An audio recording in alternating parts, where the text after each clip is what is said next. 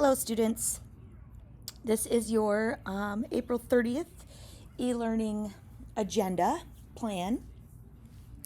Today I need you to finish Chapter 3 in Of Mice and Men, and then you're going to answer the Chapter 3 study questions. I see some of you have already answered them, and that's perfectly fine. If you haven't answered them yet, I am going to give you some clues as to some of the answers, review some of the answers with you in this video. So lucky for you, if you listen to them, you'll get some of the answers. If not, no worries. I'm not grading these super harsh. I just kind of want to see that you've read and reviewed the chapter. So for number 1, what is Susie's Place? What does the popularity of Susie's Place show us? Susie's Place is a whorehouse, and the popularity of Susie's Place shows us that the men on the ranch, while they may be loners and they may wish to live by themselves kind of and stay to themselves, they still desire companionship and they still desire love in some way, shape, or form. So what's a really easy way to get love and affection and get companionship for a night? Go to a whorehouse. So that's what I think the popularity of Susie's Place shows us, is that these men do crave affection. And so they go to whorehouses to get it. Number 2, when talking to Slim about Lenny, George says, "Funny, I used to have a hell of a lot of fun with him. Used to play jokes on him because he was too dumb to take care of himself. But he was too dumb even to know he had a joke played on him. Tell you what made me stop that? One day, a bunch of guys was standing around on the Sacramento River. I was feeling pretty smart. I turns to Lenny and says, 'Jump in,' and he jumps. Couldn't swim a stroke. He damn near drowned before I could get him. And he was so damn nice to me for pulling him out. Clean forgot I told him to jump in. Well, I ain't done nothing like that no more." What does this passage show us about Lenny, about George, and about Slim? Make sure you respond to all 3 characters. So, Lenny. This shows us that Lenny really is very, very slow. For us, students who are in special education or have been around people in special education, this would be a person with a intellectual disability that is not mild intellectual disability, but a more moderate or severe intellectual disability. We used to call this mild mental retardation, but we don't anymore. Now it's an intellectual disability, and it's either mild, moderate, or severe. So for this particular case, it shows us that Lenny really doesn't have the mental capacity to understand that he's having a joke played on him, or that he shouldn't listen to people that he trusts sometimes. What does it show us about George? Originally, it kind of just shows us that George was a little bit mean like other people, but that he does have compassion for Lenny, and that he's learned that joking with Lenny is not funny, which I think shows us that George isn't an evil person and he's not a mean person, and that whatever jokes he used to play on Lenny, he's learned hurts Lenny more than it helps him, and so he stopped that. What does this show us about Slim? There's something about Slim that makes him very trustworthy. George has known Slim for like a day, and he's already opened up to Slim this much. This shows that Slim is very trustworthy and he's easy to talk to. All right, number 3. What are the 2 card games that George half-heartedly plays during the chapter? And assign some symbolic significance to either or both of the card games in the chapter. All right, so the 2 card games are euchre and solitaire.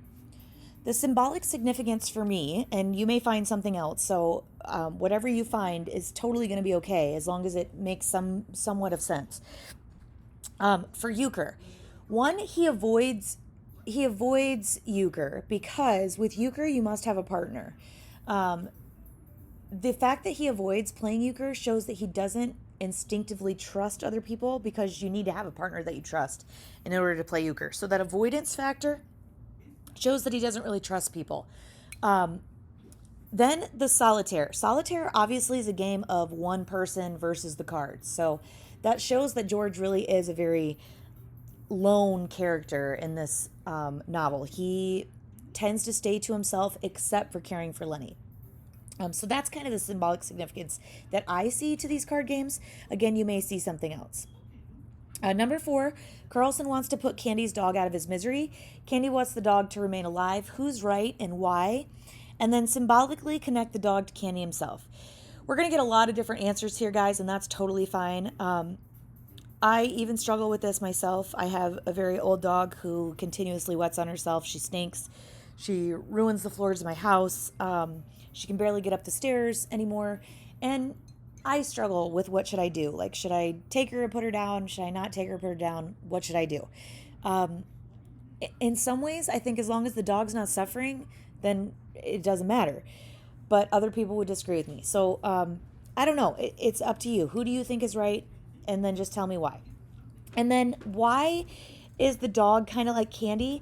Candy himself is also old and he's getting run down and he can't work like he used to, just like the dog. So it's basically like society saying, once you are old and are no longer of any use, then it's time to just get rid of you. So for Candy, it's got to feel a little bit like that to him too. I'm going to get old and I'm no longer of any use, so are they just going to get rid of me as well?